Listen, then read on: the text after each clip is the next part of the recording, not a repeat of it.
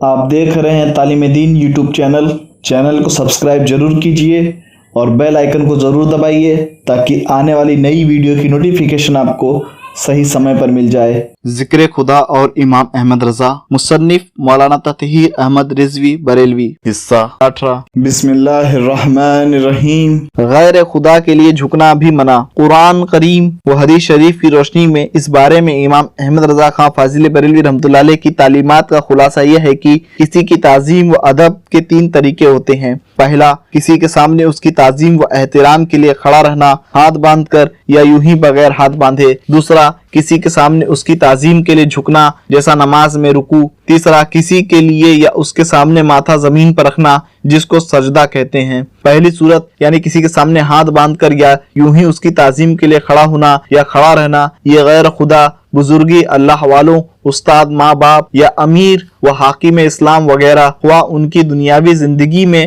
یا وصال کے بعد ان کے مزار و قبر کے سامنے کھڑا رہے، ہاتھ باندھ کر یا بغیر ہاتھ باندھے، دونوں طرح جائز ہیں۔ فتاوی عالمگیری جلد 1 صفحہ 265، فتاوی رضویہ جلد 26 صفحہ 553۔ دوسری اور تیسری صورت یعنی رکوع اور سجدہ اللہ تعالیٰ کے علاوہ کسی کے لیے جائز نہیں۔ ہاں، اگر جھکنا صرف خالص تعظیم و احترام کے طور پر نہ ہو بلکہ کسی کام اور خدمت کے لیے جھکے تو جائز ہے، جیسے قدم چومنے کے لیے جھکنا یا جوتی صاف کرنے یا اتارنے یا پہنانے یا پیر دھونے کے لیے جھکا تو یہ جائز ہے، کیونکہ یہ جھکنا تعظیم کے طور پر نہیں، یعنی مقصد صرف جھکنا نہیں بلکہ خدمت کرنا ہے۔ یعنی تعظیم کے لیے جھکنا منع ہے لیکن خدمت جائز ہے، خواہ جھک کر ہو۔ عرف عام میں بھی اگر کوئی کسی کے ہاتھ یا پیر چومے تو یہ کوئی نہیں کہتا اور سمجھتا کہ وہ اس کے لیے جھکا، بلکہ یہ کہتے اور یہی سمجھتے ہیں کہ اس نے اس کے ہاتھ چومے یا پیر چومے۔ یوں ہی اگر کوئی کسی عالم و بزرگ کے پیر دھوئے، اس کی جوتی اتارے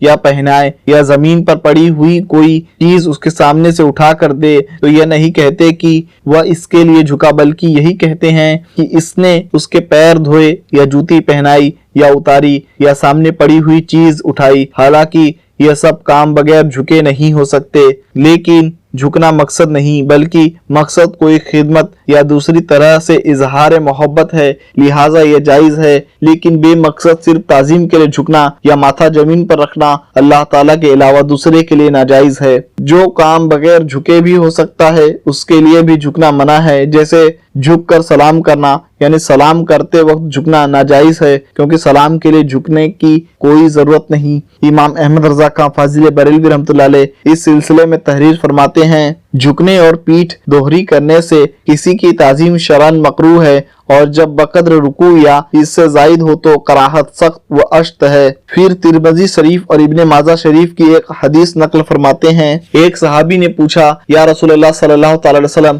ہم اپنے کسی بھائی یا دوست سے ملاقات کرتے ہیں تو کیا ملاقات کے وقت اس کے لیے جھکا جائے؟ حضور صلی اللہ تعالی علیہ وسلم نے فرمایا، نہیں۔ جامع ترمذی ابواب الادب باب ماذا الجالس فی الطریق جلد 2 صفحہ 97۔ پھر فتاوی عالمگیری کی ایک عبارت نقل فرماتے ہیں، سلطان وغیرہ کے لیے جھکنا مکروہ ہے کیونکہ یہ مجوسیوں کا طریقہ ہے، اور سلام کے وقت جھکنا مکروہ ہے۔ ہاں، غیر خدا کی خدمت جائز ہے، خواہ وہ کھڑے ہو کر ہو یا مصافحہ کر کے، یا اس کے لیے جھکنا پڑے، اور سجدہ اللہ تعالیٰ کے علاوہ کسی کے لیے جائز نہیں۔ فتاوی عالمگیری کتاب الکراہیہ باب 18۔ پھر فرماتے ہیں، مگر محل ممانعت یہی ہے کہ نفس انحنا سے مقصد اصلی و غرض تعظیم ہو، اور اگر مقصود کوئی اور فعل ہے اور انحنا یعنی جھکنا خود مقصود نہیں بلکہ اس فعل کا محض وسیلہ و ذریعہ ہے تو ہرگز ممانعت نہیں۔ عالم دین یا سلطان عادل کی خدمت کے لیے اس کا گھوڑا باندھنا